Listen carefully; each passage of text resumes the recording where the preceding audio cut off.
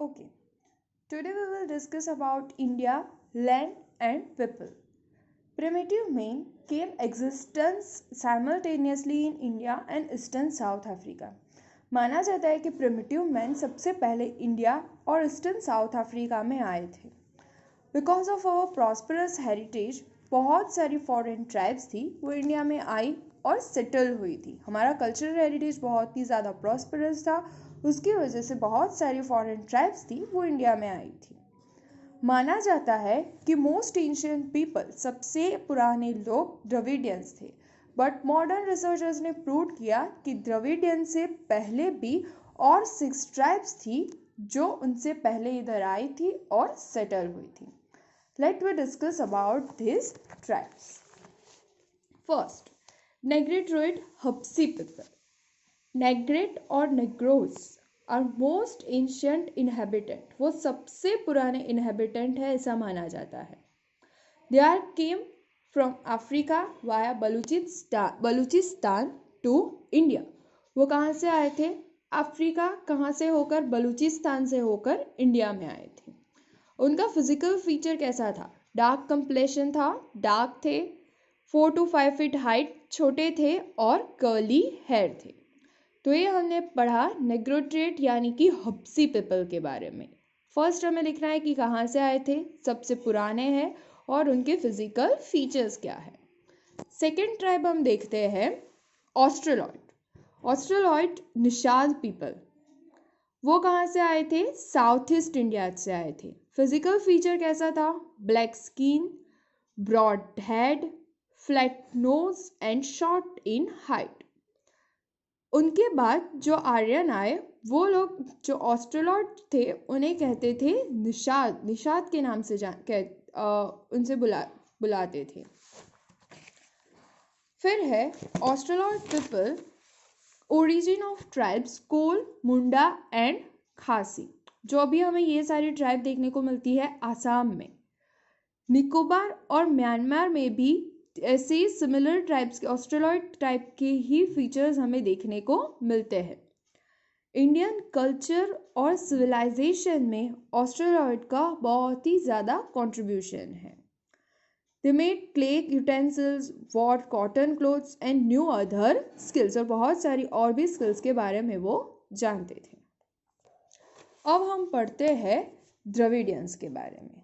Belong to India. Dravidians वो कहाँ के इनहेबिटेंट थे? प्रॉपर इंडिया के ही इनहेबिटेंट थे. They are descendant of stone age civilization and creator of Mohenjodaro. और किसके क्रिएटर थे? मोहेंजोदारो के क्रिएटर थे. कहाँ से आए थे वो? नॉर्थ से आए थे. द्रविडियंस ने ही हमें कंसेप्ट दिया था as a mother is goddesses, माता, and as a father is God. They are worshipping nature is gift. वो नेचर की पूजा करते थे. They given the concept of धूप, दीप एंड आरती. अभी हम जो धूप, दीप, आरती करते हैं उसका कंसेप्ट भी हमें द्रविडियन ने दिया था. मार्टियार्चिकल फैमिली सिस्टम. मार्टियार्चिकल का मतलब होता है जो कंट्रोल होती है by woman and allowed to intercaste marriages. They progress in boat, river raft making, weaving, spinning, dyeing clothes. वो सब भी करना जानते थे. तमिल, तेलुगु एंड कन्नाडा एंड मलयालम वहाँ की द्रविडियंस लोगों की लैंग्वेज थी और अभी वो लैंग्वेज बोली जाती है साउथ इंडिया में.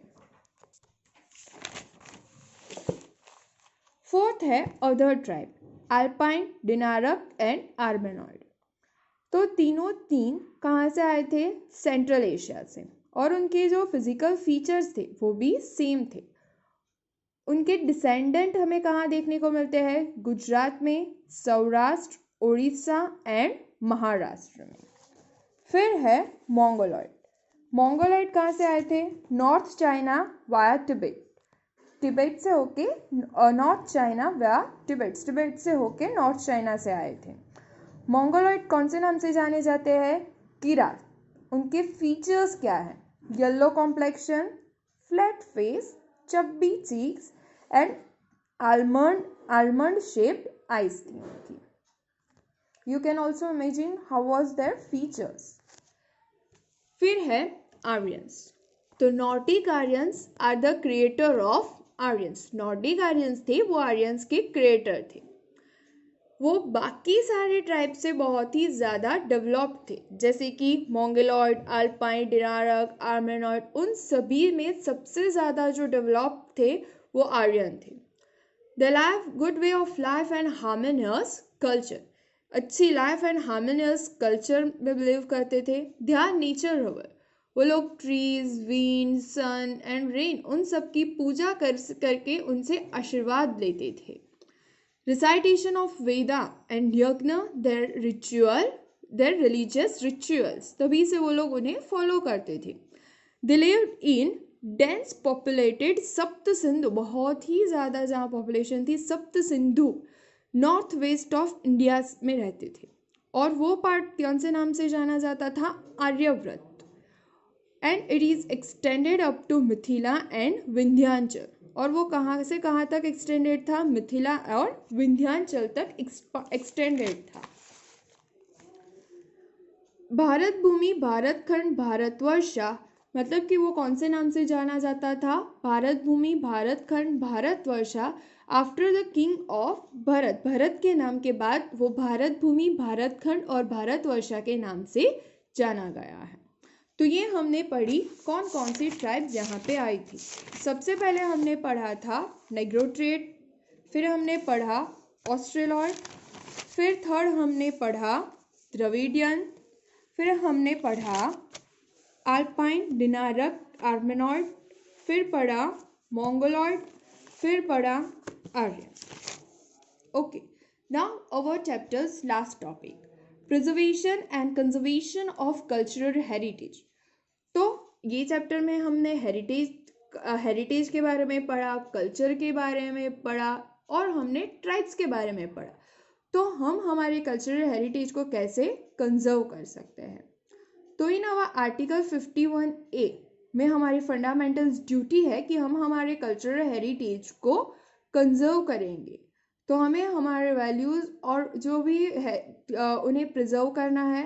फिर है improve and protect the environment. हम कोशिश करेंगे एनवायरनमेंट को प्रोटेक्ट करने की और इम्प्रूव करने की, और जो पब्लिक प्रॉपर्टी है उन्हें सेफगार्ड के तौर पे रखेंगे. Here we are completing our first chapter. In this chapter we are studying about three main topics: culture, heritage, natural heritage, cultural heritage and tribes.